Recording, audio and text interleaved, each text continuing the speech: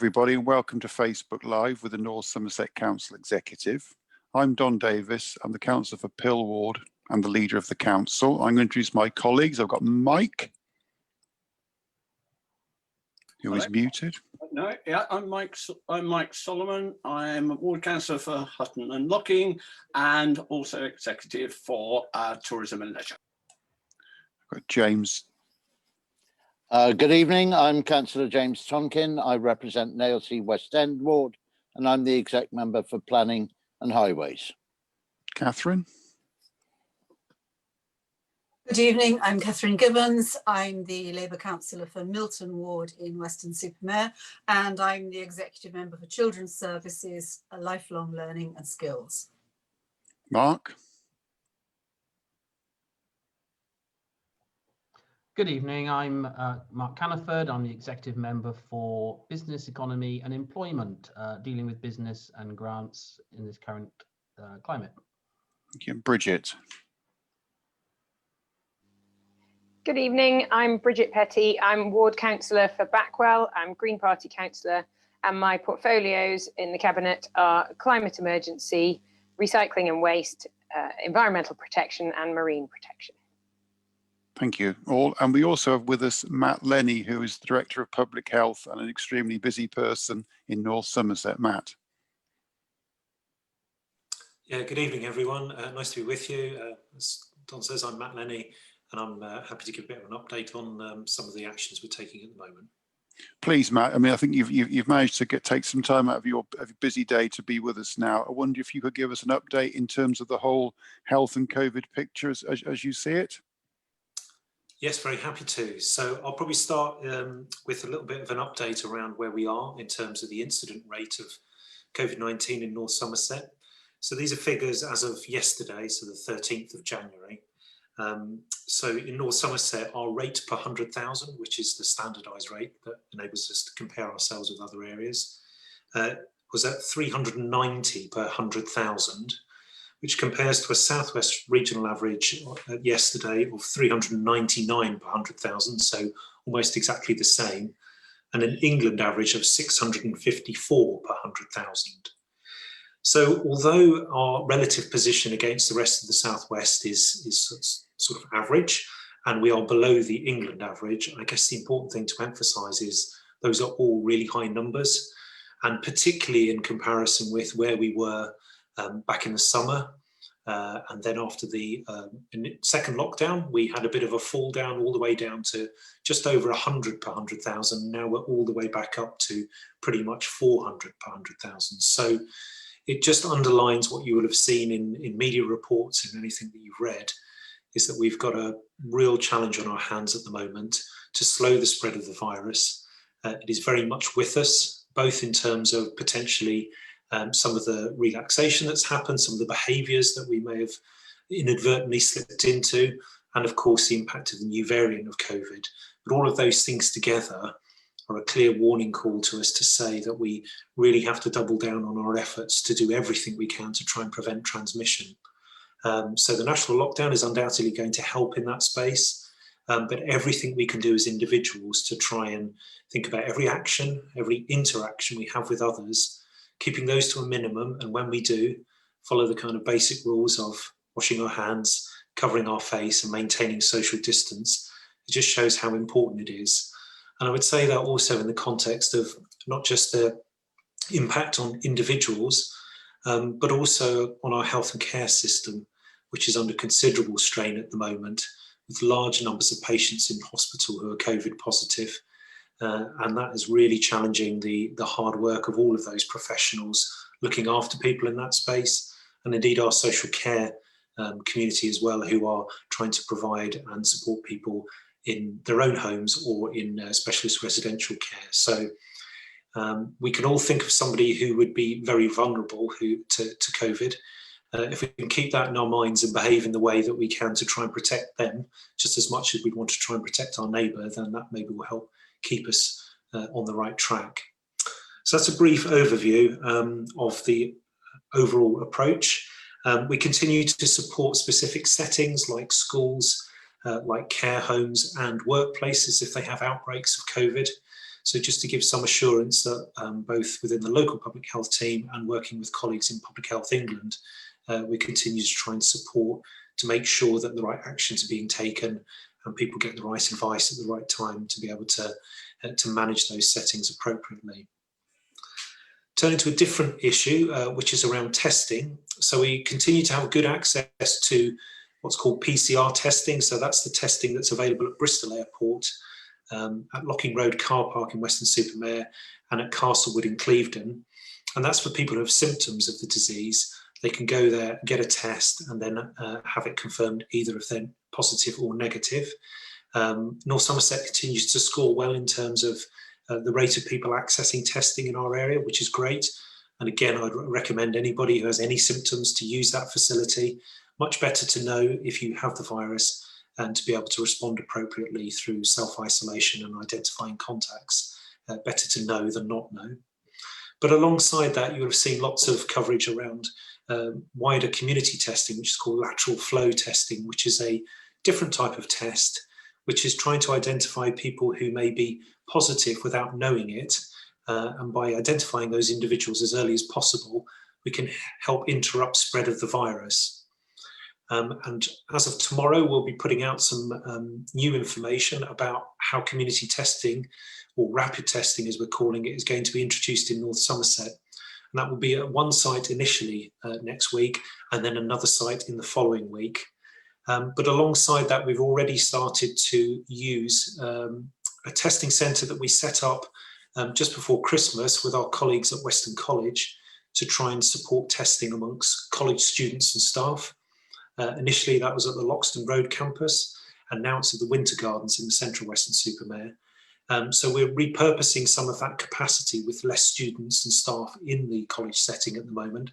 Those that are there are still getting tested, but we're inviting critical workers. So that includes staff working within the council, includes some of our main contractors, for example, people out collecting waste. We're also reaching out to our early years settings, so childminders and nurseries, to try and support their staff to get a regular weekly test, so they get some assurance about whether they may or may not be carrying the virus, and again, try and interrupt the spread. So that'll go critical workers, but in a wider community context. So we'll be talking about people like taxi drivers, bus drivers, people working in essential shops. We'll provide a lot more information tomorrow, so you can have a look at that if you follow our social media feeds. If you visit our website, it'll have all of the detail. But we're keen to try and provide more of that facility within North Somerset. And we're one of the leading councils in the Southwest in trying to adopt that approach. And important to say, we've worked really closely with our colleagues in South Gloucestershire Council to develop a programme together, which has been really helpful. So more information to follow on that. Really important to say that if you have a lateral flow test, if it's appropriate for you to go and have one, and remember the clear advice is stay at home if you can. So lots of people will be working at home and minimising their contact. So it won't really be necessary for them to have this. This is for people who have to work away from home, particularly those who are providing essential support in our community. So for example, our community volunteers are also being contacted about being able to access this service. But if you get a positive test, there is a follow-up confirmatory PCR test. So back to those sites that we talked about before, at Locking Road, at Castlewood and at the airport. And that will confirm if you're definitely a positive case. And then you would follow through the advice from there in terms of isolation and contacting the cases that you may, the contacts you may have come into contact with. But if you get a negative test, it's really important to emphasise a negative test in that moment does not mean that you're okay to go about doing other things and if you like, back off the behaviours that you were already trying to practice. It's really important that we all stick to the same behaviours that we know interrupt the spread of the virus. So it is about finding more people who are carrying it and don't know it, but the test is not meant to be a signal to change our behaviour. So I just wanted to emphasise that if you happen to go through that process. And remember, each of those tests is a test in a moment. The moment you leave that setting, and you go back into the community, maybe you go into a shop, maybe you have to, deliver something to somebody, whatever it might be, you could pick up the virus again. So these are only moments in time which give us some information. But the key thing is, if we keep going the same behaviours, that is the best way that we can try and stop the spread, reduce the impact in our community, and support our health and care services by reducing the demand on them as well. So that's a little bit about community testing, and I encourage you to look out for some more on that tomorrow. And finally, the last thing I wanted to talk about was about vaccinations. So again, a bit like the development of the vaccine in such a quick space of time, which was an incredible achievement, I think we have to pay tribute. And I know there are probably lots of questions and a few frustrations about who's getting the vaccination, how quickly, how's it going to work. But I'd like to pay tribute to colleagues in the NHS who are working at breakneck speed in amongst also managing the huge pressures that they're facing within settings at the moment, like hospitals. Particularly our colleagues in general practice are doing a huge amount to try and extend this programme as quickly as possible. But it does take a little bit of time in terms of making sure that it's done effectively and, of course, safely, which is what people would expect us to do. But more and more vaccination appointments are going out at the moment. It may confuse some people to think, well, why have they got an invite and I haven't yet? Because we're the same age, in the same category. In fact, my parents are in that position. My mum's had her vaccine and my dad's still waiting for his. So it does happen, but don't worry, people are on it and they're very much pushing to try and work their way through the priority list that was developed nationally. And that's all based on clinical risk. So it's about getting the vaccine to those people who could be most harmed by the virus as quickly as possible. So I know people have asked questions about, well, I work in this particular job and I think I would be exposed to people more, I'll be out in the community more, but the rationale, and we have to kind of respect that, although I can understand some frustrations, but we have to respect it, is about managing clinical risk. And the quicker you get through those groups, the less likely people are to have a severe case of COVID, potentially end up in hospital and very sadly die. And we've seen the daily death toll rise over recent days nationally. So vaccination will be a really important way of trying to reduce that terrible human impact. So if you get an invitation to vaccination, I'd really encourage you to take it up. I know some people have also asked about getting into, for example, the mass vaccination site, which has come online at Ashton Gate in Bristol. If you have concerns or there are some problems, then reach out and ask if you can get people to help take you there. If you really don't want to go into that setting, you can talk to the person who's invited you and you can try and ask whether you can wait and get it delivered more locally, possibly through your GP. Or indeed now pharmacies are now being brought online, which I think is a great move to try and extend the reach in our community and take it as local as possible. But all of those things will take a bit of time.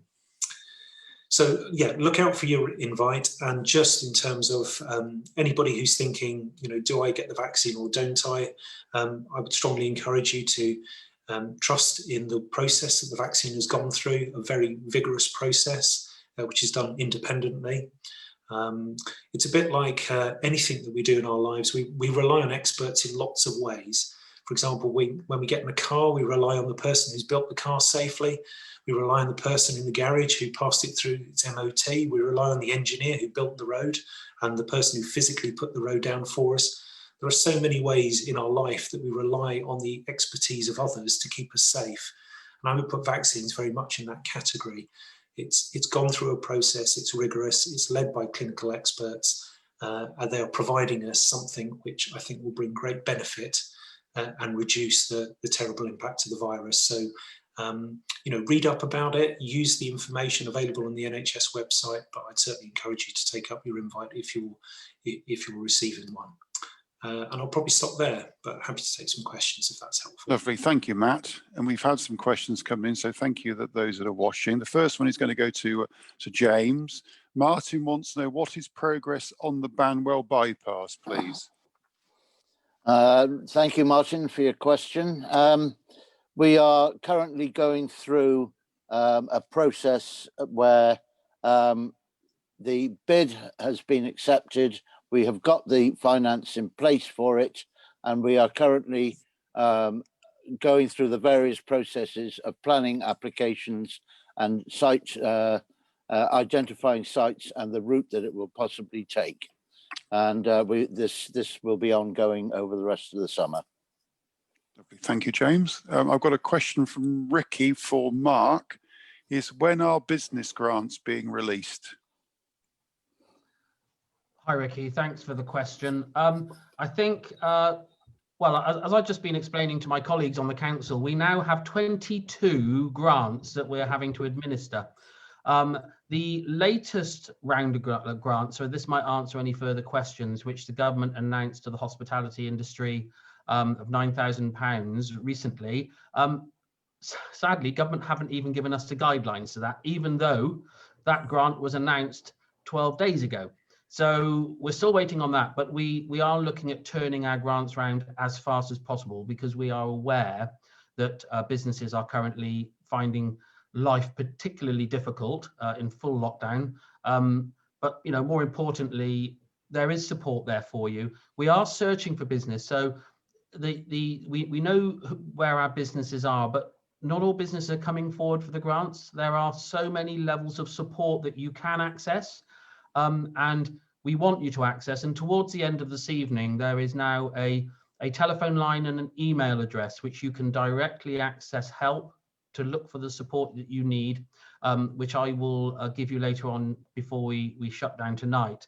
So there are the business grants, which I'm assuming you are talking about, is the latest grants which have been announced. Government still haven't given us those details, so as soon as we have them.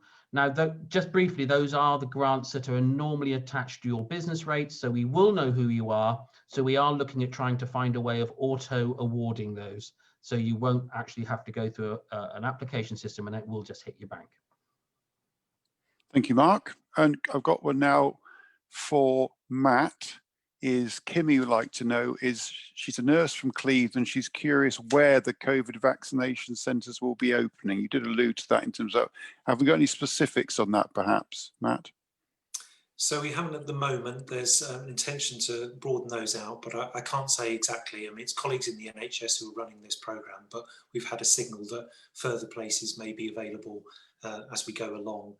I guess I know that, for example, the Cleveland population, the GP site at Pudding by Lane in Langford is a hub for delivery of the vaccine, but we will see whether other practices will also be able to offer it in time. But there's a lot of logistics to go through there, so I'll wait for NHS colleagues to make the announcements as and when they're ready. Thank you, Matt. I've got a question from Mark for you, James. Mark wants to know, why can't I get a drop curb if others have it near me? Now, I suspect there may be some specifics to that, and that's an application process in which we have an application and then pay for it. But I do know in certain circumstances, it's not appropriate to put them. But I don't know if you can add any more to that. Not particularly. Drop curbs will require planning permission, and they are dealt with on highway safety aspects apart from anything else. So probably the best thing to do is to if you'd like to write to me on it, of course, my email address will be online, and I'll probably be able to advise you on any specific circumstances if you'd like to write in. Thank you. Okay. Now, the next one, I was going to ask Mike Solomon for his opinion on. I know it's from Rachel. He's asking, will you be closing the car parks in Clevedon? There are so many tourists not from the town here at weekends. And I know you head up tourism, Mike. I don't know if you want to add any comments to that. Yes, we have discussed this and in detail, and the issues we see there is if we tried closing car parks before, and it causes issues, especially if people decide they're going to park on the roads, and we can't monitor that. So we've always felt it would be better to keep car parks open so we can control them and control the flow of people. And as Matt said earlier, it's all about getting the message out to people and not to go out unless they have specific reasons. So we're not necessarily going to be closing the car parks to stop people using them and then see them use the roads, etc., or pathways, whatever.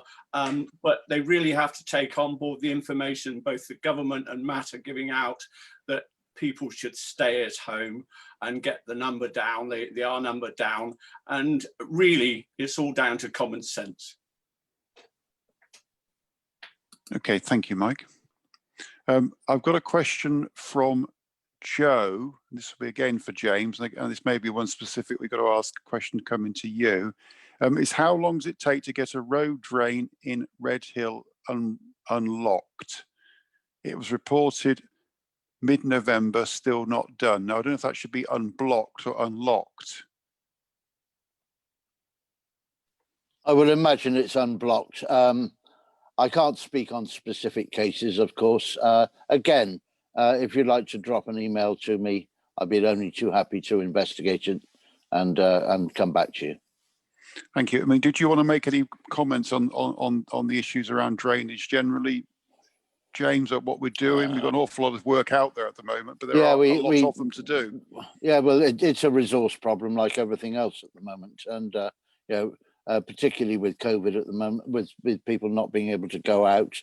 We do try and keep the drain system up together as far as we can. But as I say, if we get specific individual problems, then I'm only too happy to look into them. Okay. Amanda has asked a question around GPs surgeries. I'm not quite sure, Matt, whether you could, I'll read the question out, but I'm not sure whether this is a North Somerset Council or whether this needs to be referred to like Health Watch.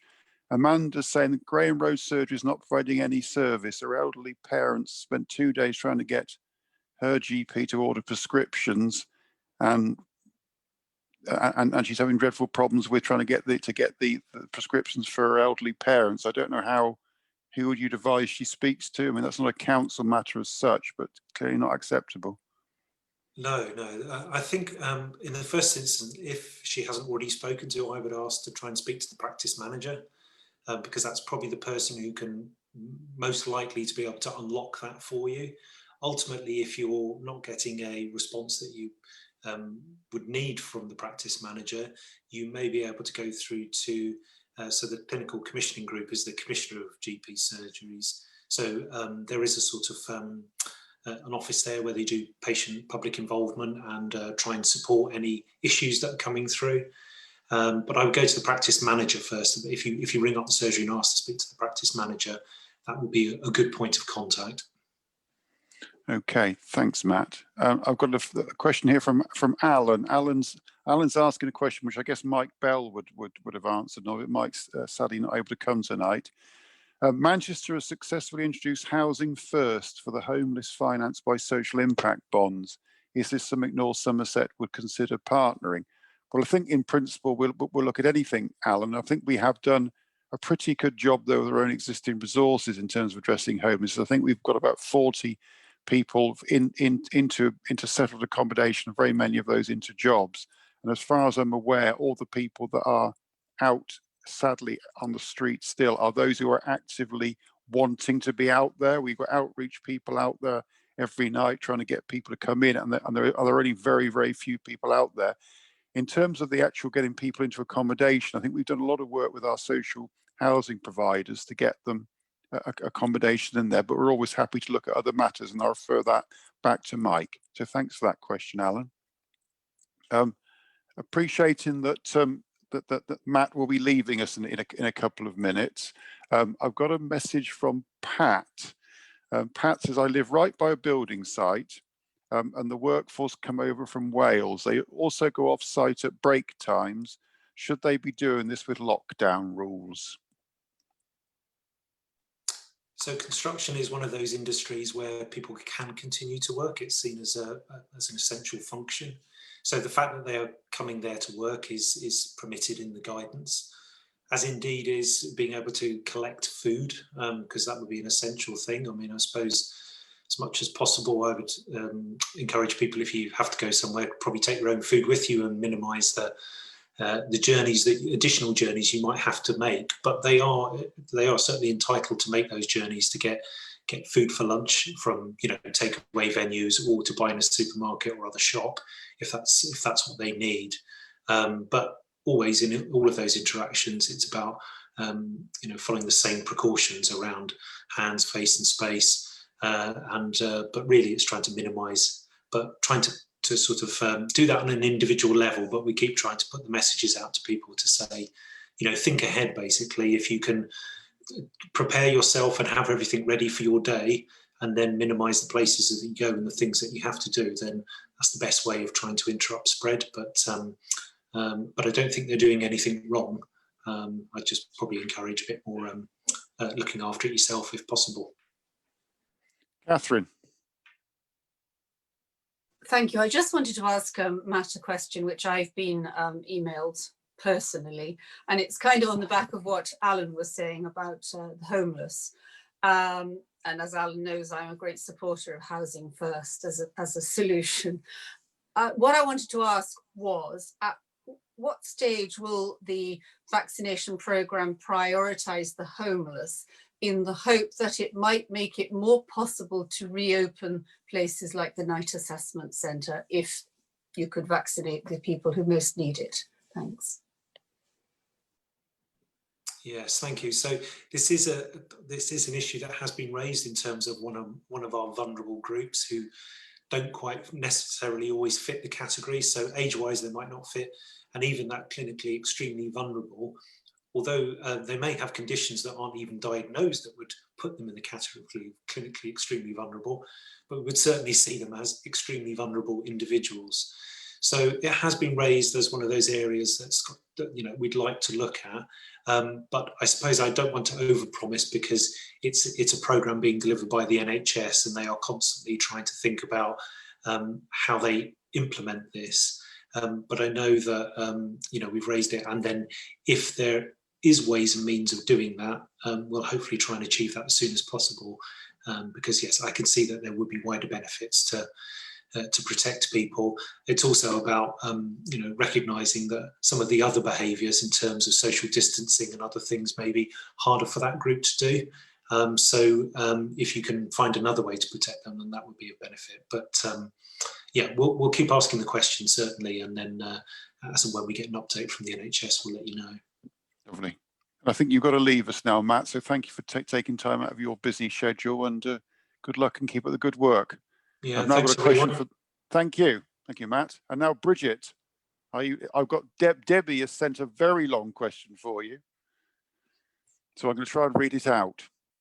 The recycling and waste team recently reported the amount of domestic waste had increased substantially in 2020 compared to 2019. Understandably, since more people are staying at home and having takeaways, a few drinks, online shopping deliveries, or the packaging that entails, etc., a figure of 90 tonnes of general waste per week was quoted. And as I understand it, each tonne costs the council about £110. That equates to an extra £500,000.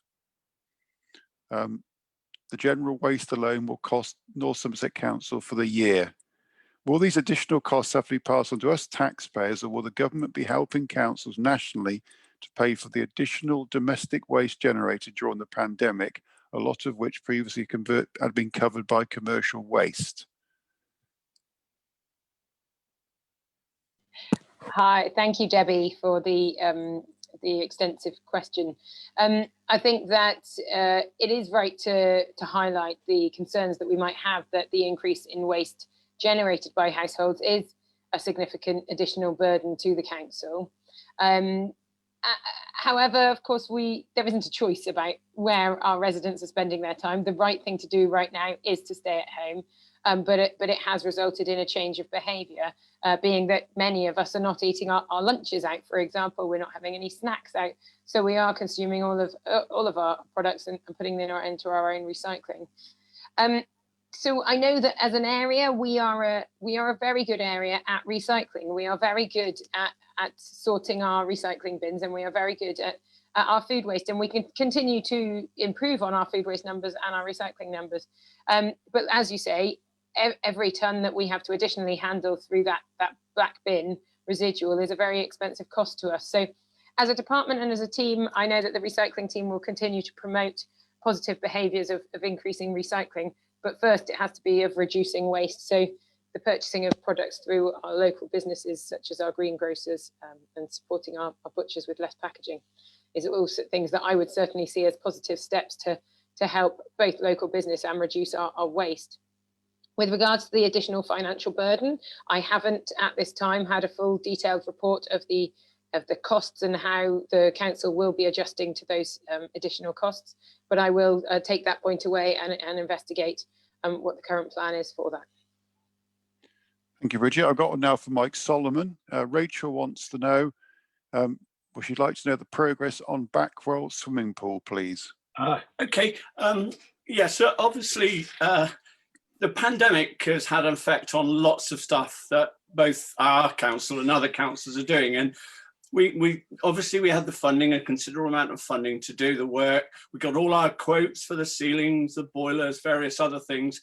And we had intended to look at opening early this year. Then this was put back by a lockdown, and then we've had more lockdowns. So we were looking towards the spring, but realistically, I guess we've got to be looking later into the year, as soon as we're in a position where you know, the work can be done, and the lockdown allows us to get more stuff done quickly.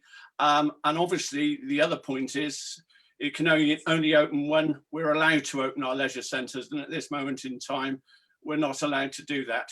So it has been delayed because of COVID, but work is progressing. Okay, and I've got a question from Vicky, and this is potentially for Mark because it's in his council ward. So Vicky lives in Western Hillside. Another large property has been converted into flats with minimal parking spaces. We can hardly get parking outside our property now in winter and lockdown, probably never in summer. Would the council consider parking permits or other such schemes?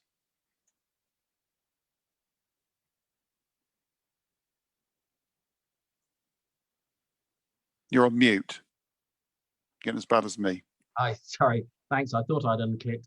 Vicky, thank you very much for the question. I know exactly which property you're talking about on the seafront, which has been in such desperate need for redevelopment for some time now and has been in an awful state. And I think we need to celebrate the fact that it is being done. I mean, I'm very aware that myself and Councillor John Crockford-Hawley have been pushing for this development to get done. It simply was sitting there and nothing was happening for such an awful long time. We did manage to get more parking spaces on the land, in the sense that when I say we managed, they agreed to create some more parking on the limited space they had. But it was very much a case of, do we develop or do we leave it as it was? And I think you would probably agree with me that leaving as it was not the solution. In terms of parking, there's continual pressure on our parking, quite clearly. But yes, we are in the process of developing residence parking schemes in areas, and your area, like all others, will have the opportunity to have a scheme for residence parking. That is another issue and another side issue which we're working on quite hard, and I know that councillors are trying to get a scheme in place for the whole of North Somerset. But in terms of that area alone, you can get a subsidised parking permit for the Madeira car park. I accept it's 400 or 500 yards away, but it might be worth as an opportunity to spread that word, because that will allow a fairly underused car park to be used. But is it satisfactory that we have no parking? No, but everyone's got more than one car, and that's the problem today. So it is happening. It's good news. We understand the parking, and we're trying to find solutions to it for you. Lovely. Thank you, Mark. So we've got quite a few questions to get through. This one for you, Catherine. Karen wants to know is what's happening with the new school in Clevedon?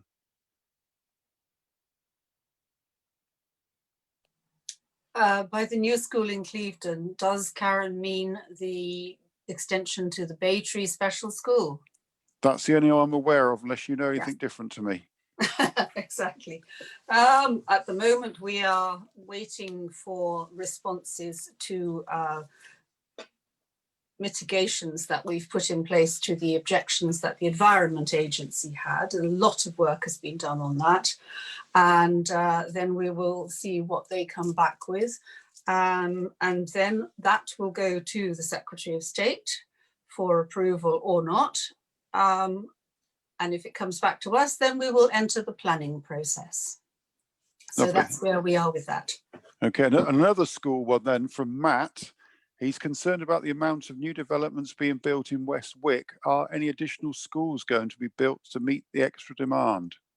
That kind of comes to me and to James Tonkin as planning, so I might pass over to him. But certainly when we do major developments, the infrastructure is a key part of it, and schools obviously are always part of the plan. James, would you like to elaborate on the planning process involved? Yeah, only in so much as yes, I fully agree with what you've just said. But there will be allocations, and if it goes over the top of the amount that's allocated, then new schools will have to be found as a result. Okay, thank you. Don, is it worth just mentioning the fact that there is a new school going out at the end of the new road being built from Westwick? Oh yeah. Yes. Yeah, I was just about to come in and say that. And is also allocated ground where the college has its construction centre. So in the area of Westwick, there is quite a lot of work Catherine and James are working on. I do jump in only because I know they have so much that the odd thing does slip one's mind. I was just about to say that, and I pressed the wrong button and closed Zoom down.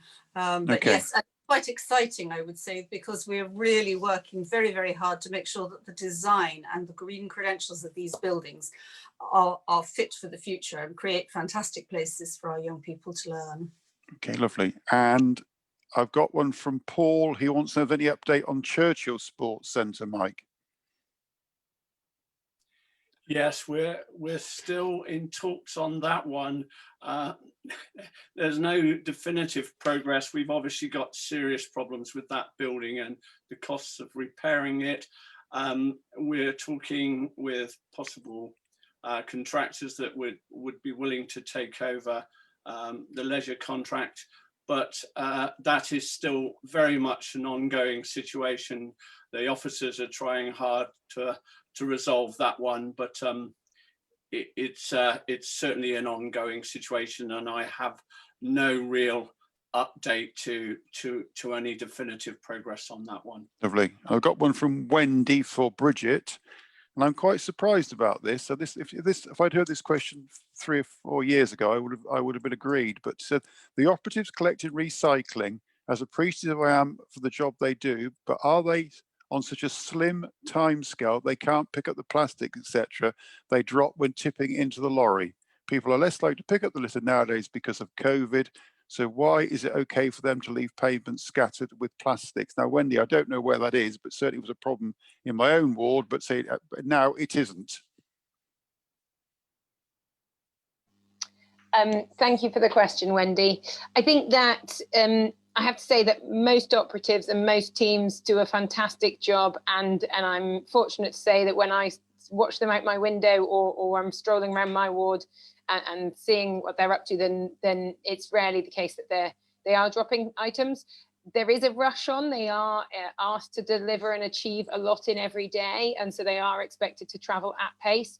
But you're right to say that if there has been items spilt, then they should be collecting them up, because it's not like there are lots of other people to come and collect them at this time. So what I've had is a situation where people have informed me that that's been a problem before, and then I can communicate back up with the current crews and pass on the message that we really would like better behaviour than that, and not to see that kind of action taking place. So I'm sorry that did take place, and if you wanted to write to me to tell me where that was, where your area is, my email address is bridget.petty@n-somerset.gov.uk, and I can follow that up for you.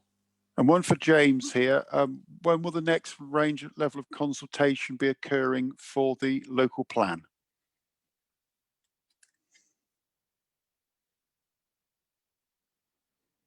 You're muted. I'll get to it one day. We finished the last batch of consultation on the 14th of December last, and our officers are busy correlating the information they've got. We hope to be able to bring some strategic options later in the spring, early summer. So that will be the next stage. Lovely, thank you. And I've got one from Tom saying, I saw a consultation on antisocial behaviour orders. Any updates? Well, yes, we did some extensive consultation, Tom, on that, and we We renewed all the existing orders, and we asked for the members of the public and our fellow councillors for suggestions on new ones, and those will hopefully be approved by our executive committee at their meeting early in February. So there's been a massive amount of responses from members of the public. Thanks for chasing up on that, but you should see the results of that coming through during the early part of next month. Thank you very much. Right, the next one I've got is for, again, I think probably for James, and I'm going to have to give Western members the benefit of the doubt on this one. It's from Yvonne. Is there any road calming plan through Elborough as it's being used as a racetrack? It's only getting worse.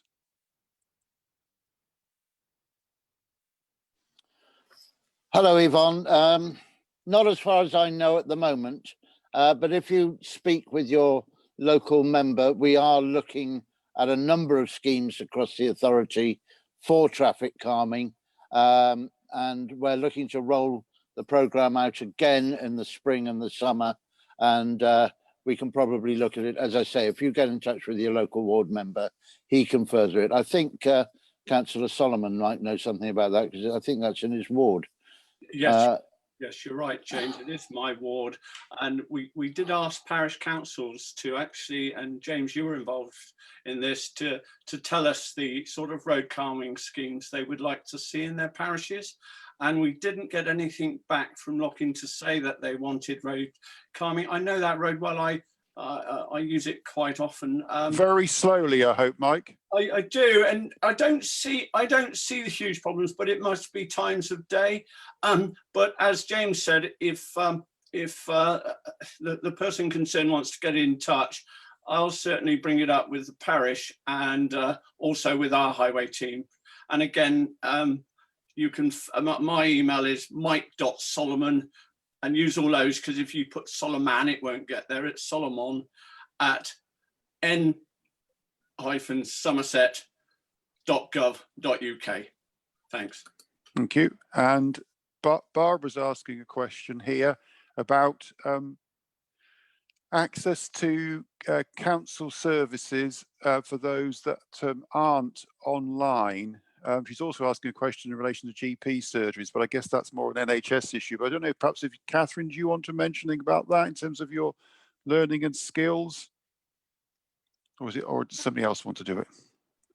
Well, we are concerned about people who can't get online. I think, as you know, we've had a programme which has been up and running for a little while to supply laptops and data dongles to a number of families that were, digitally challenged, as it were. I think we've given out about 120 so far, but I don't think this question probably refers so much to that as to more accessing council services, which with the town hall closed or semi-closed has been a problem for a lot of people. So there are various options for people. Perhaps somebody, Mark's nodding. Do you have some suggestions for those who struggle to get in touch with the council online or fill in forms online and whatever? Before, I would have said get Citizens Advice to help you, but they're also online now. So. Yeah, Bridget, I'll only be very brief because I think Bridget's got some information there, and Mike might, as it's part of his. But it is a serious problem. The digital platform that we use really isn't necessarily very helpful for those who can't use it. All I can say is in this particular time, there will be people out there who will help you. I mean, if you were my neighbour, I would certainly help you. So ask your neighbour if they've got access and they can set that up and do it for you. That's all we can currently suggest whilst we're closed. Let's just hope our libraries and our hubs are open as soon as possible for that support, because we know you need it. We know you're really, really in desperate need of being able to get that support. See if your neighbours will. If you really do struggle, ring your parish councils as well. Many of them have some community support which they may be able to help, or simply contact your councillor by telephone. It's still a good old way of doing things, and they will see what they can do to help you. Kellyanne is asking a question about, can you please tell me with COVID restrictions if community projects are still able to continue or what the restrictions are? I mean, I think from my own point of view, I'd say it's extremely difficult because of the restrictions on on social distancing. So most of the community projects I know within my own ward are suspended during the lockdown. I don't know if anybody else has got any words of assistance. Bridget? Sorry, just trying to find unmute. Yes, like you, Don, I think that many activities have had to shut down. Although there are parent groups and baby groups that where you have potentially babies under 1 who are not mobile, there are support groups that are allowed to be still run. So they're choosing how to run, they're choosing how to adapt. Maybe it's 6 mothers, maybe it's 4 meeting in a larger space and being spread out, because those support groups at times do need to continue to run. So there are exemptions to these rules. And for example, you know, somebody who is isolated can go for a walk with 1 other person. So we will encourage people to stay home and keep apart, but there is support available should you need it. I'm very aware of an organisation called Cafe Mama that the North Somerset Council supports, which is for breastfeeding and new mothers and families. They've entirely moved online, and so they're on Zoom and they can support new mums and they can provide really good information. Just coming back to the one where we said that people struggle to access services online, we do have our council telephone number, obviously, to speak to somebody. And also with our library service, I think it's really impressive what we've done where you can telephone, say the kind of books that you like to read and borrow, and then they put them aside for you and you can go and collect them. And I understand that I think that their mobile library bus is still working. So again, librarians have always been excellent points of contact for various bits of information.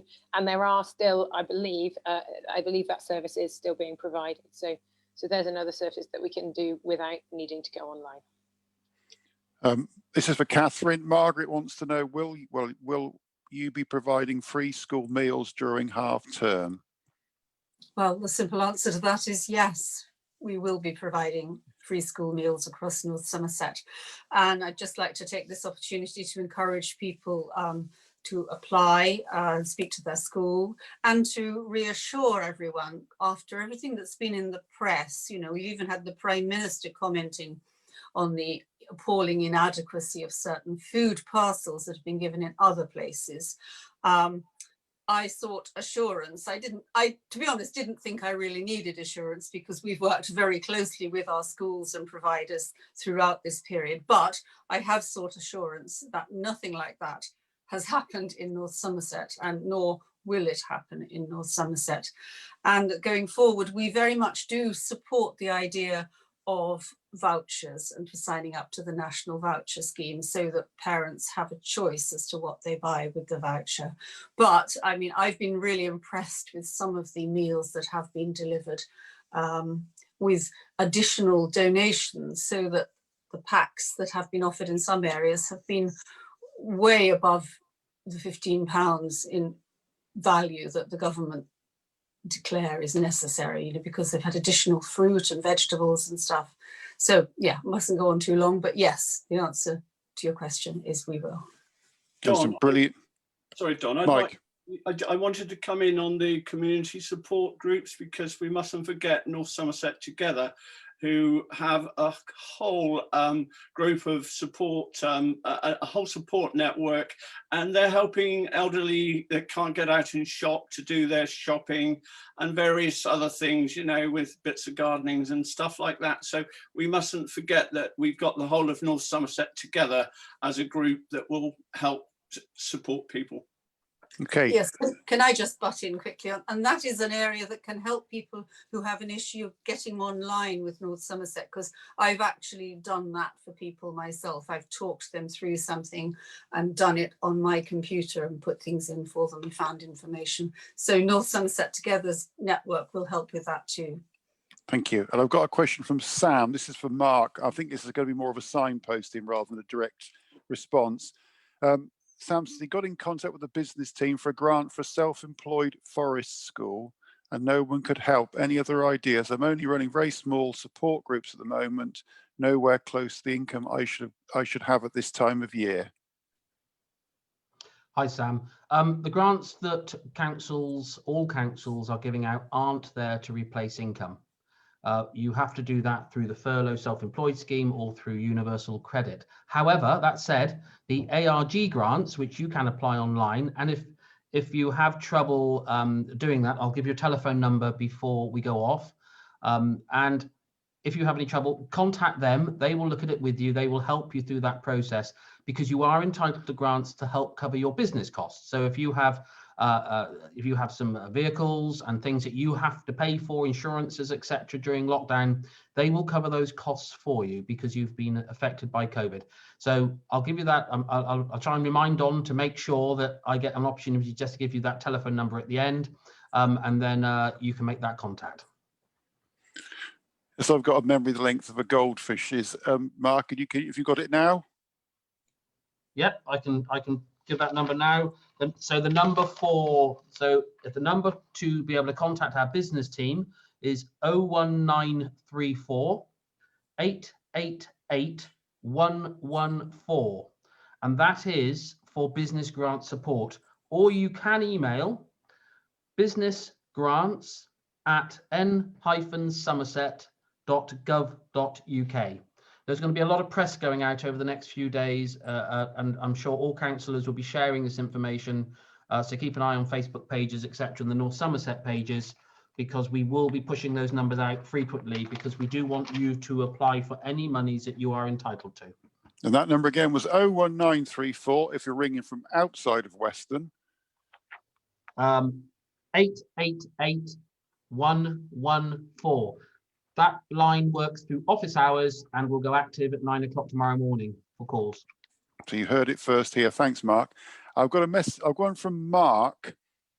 He wants to know, this is for Bridget, why are you now charging for green waste recycling? I think it's important to remember, Mark, that we are currently the only council in the southwest of England that do not charge for green waste. Do you want to add anything, Bridget? Yeah, it is a charge that we feel now that we do need to introduce. The service to collect garden waste is not a statutory service, and so far all the taxpayers' money has been every taxpayer's money has been contributing to the collecting of that garden waste. But some people live in flats, some people live in houses with very small gardens, have never needed that service. So we feel like it is now appropriate to introduce that charge. And I know that nobody wants to dish out a new charge, and nobody wants to be paying a new charge. So it isn't an easy thing, but the council budgets are stretched, and the council budgets have continued to be stretched after many, many years of not enough funding to local government. And so it's not an easy decision, but it is one of the necessary decisions. So the council made that decision a little over a year ago to introduce that charge, so that it can and so that the charges will cover the cost of delivering that service, and other funds will be used to meet the needs of other council services for all of our residents. Bridget, of course, that then you don't have to pay it. If you don't have to pay. Don't want the service, you don't have to pay. If you don't want to participate in it, if you don't have a garden, if you don't think you'll need it, you do not have to pay for that service. And if you are in receipt of council tax discounts, then you will also be eligible for a discount on that rate. And any news on, because the whole point of this is to try and get us not carry garden waste around and get people to compost it and use it on their own gardens. To save by compost, and equally to save the impact on the environment of moving it around. Well, certainly the best thing that we can all do is to compost in our own gardens. I know that's not appropriate for everyone, but if you can, there is some excellent resources and information both on the North Somerset Council website and also on other websites. So we will be heavily supporting people to start doing more composting at home, because we do see this as the most green initiative you can do to reduce your carbon footprint, and your impact would be to compost at home.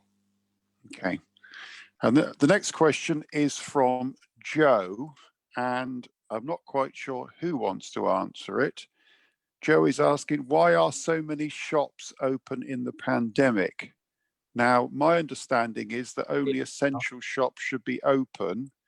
If there are shops that aren't deemed to be essential, then they are breaking the law by being open. I don't know if any colleagues can help me on how you report that. Would that be through our website?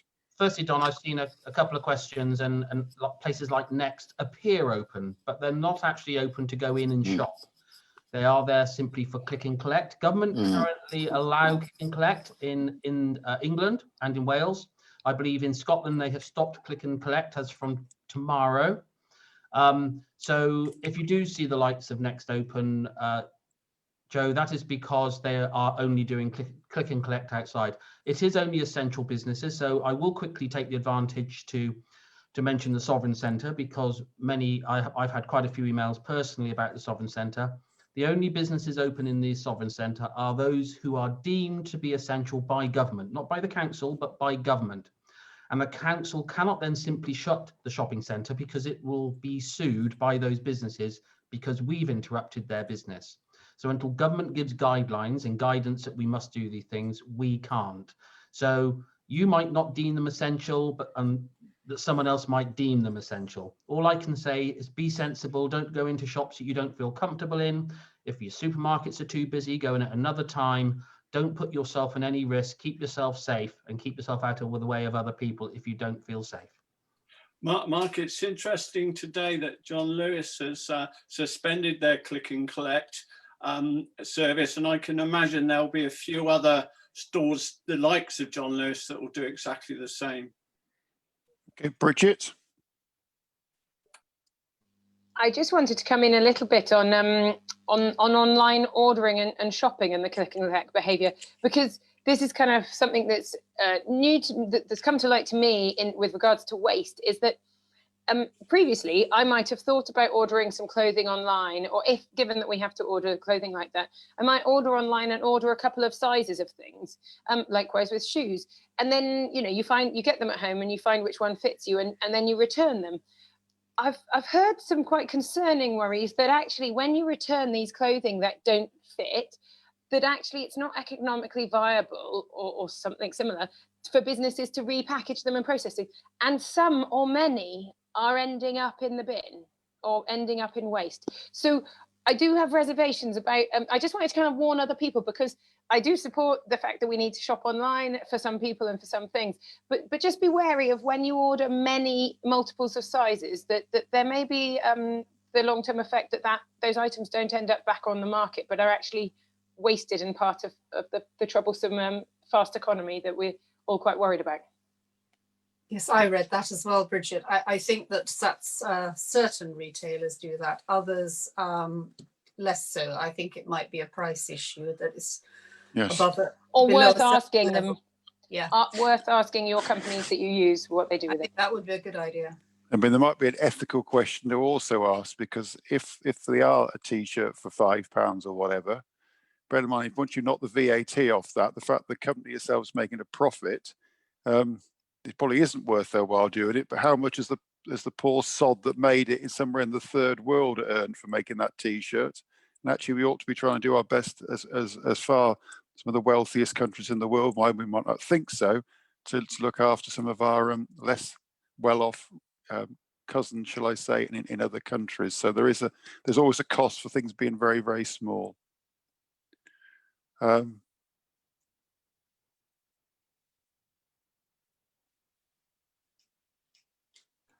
Don, there is a question from a Kimberley I've seen Oh about yes, support over payments during if they are off work. Yeah, can you help on that one? Because I was difficult. Go on. All I think we can do is, because that is Ash Cartman's responsibility, and I know he's been talking to officers a considerable amount about the speed of these payments, and I have to say, sadly, the underfunding of these payments because they haven't funded them properly. So if you have access to email, if you can go online and find Ash Cartman's email address and email him your details, I'm sure he'll pick that up for you and deal with it quickly. We'll see if we can get up Ash Cartman's email address on the questions page as soon as possible. Well, Ashley Ashley ASHLEY.Cartman CARTMAN at n-somerset.gov.uk. So that's ashley.cartman at n-somerset.gov.uk. Alternatively, go on the website, find a counsellor. You can get them listed in alphabetical order. He is the only Cartman they're on. But I do appreciate that nationally there have been some significant problems with qualification even for these payments. And I think few have been made because most of the people who tried to apply for them haven't actually qualified. The final question I've got then I think is for James. Leave the best till last. If I could find the question, I'd be even better off. It is from Nigel, and it's asking about there are a huge amount of street lights on very late at night. Could savings not be made by cutting them off earlier, bearing in mind we are in lockdown?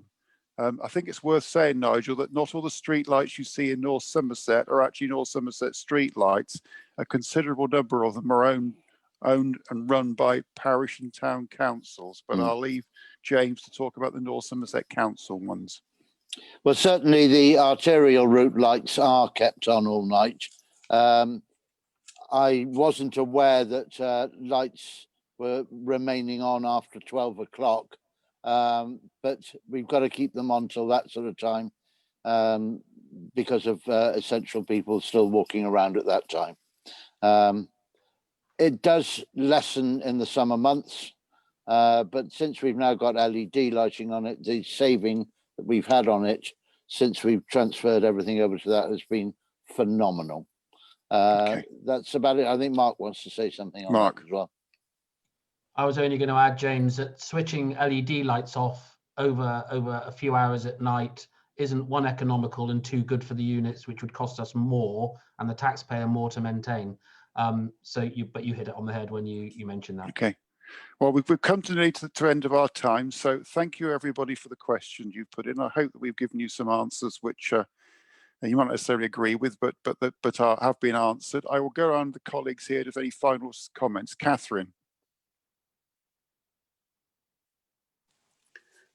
Just to once again reiterate the point about free school meals, make sure that people contact their schools, make sure that they're getting them. And if, and I think that's highly unlikely, anyone is getting a food parcel and they don't think it's the right sort of food, then certainly get in touch. But as I say, I have every faith in our schools and their providers. Thank you. James. The only thing I've got to say really is watch out for socially distancing and keep safe. Bridget. We'll get over this. Yes.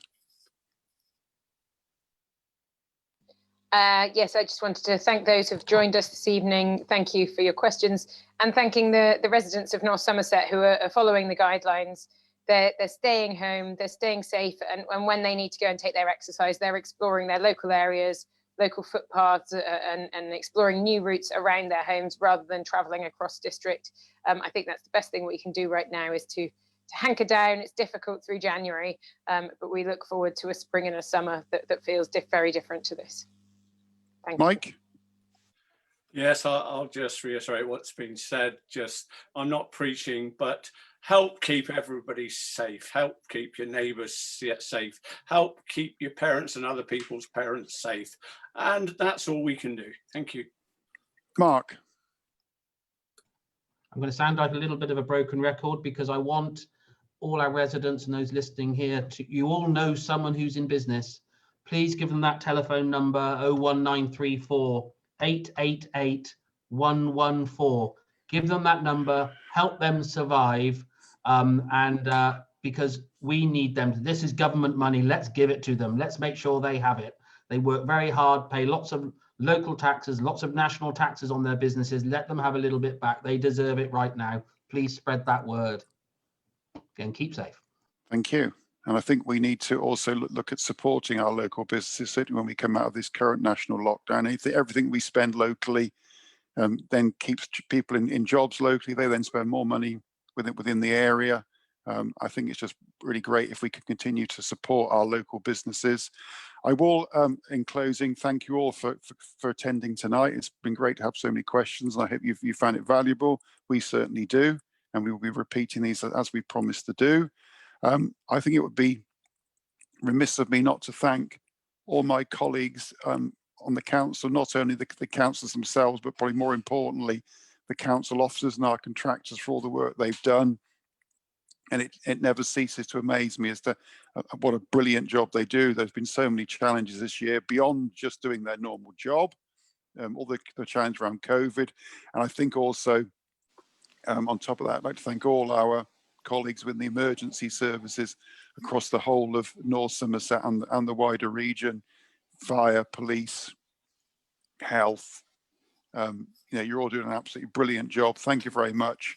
I don't suppose you expected this when you took the jobs on, but the way people have risen to this has been absolutely amazing. So thank you, everybody, and keep safe, please. And Don, you better tell us what your backdrop is, Don, before we go. Oh, well, the backdrop is Christchurch in Pill, which was the old church, which you can no longer see because 80 years ago on Saturday, it was destroyed by German bombing. And we were due to have a memorial service in the village to commemorate that, but clearly because of the lockdown and social distancing, we haven't. So I'm using it as a memorial background this evening. So thank you for asking, James. Have a good evening, everybody. You can give us a new picture. Good night. Thank you. Bye-bye. Bye-bye, everyone. Bye-bye. Thank you.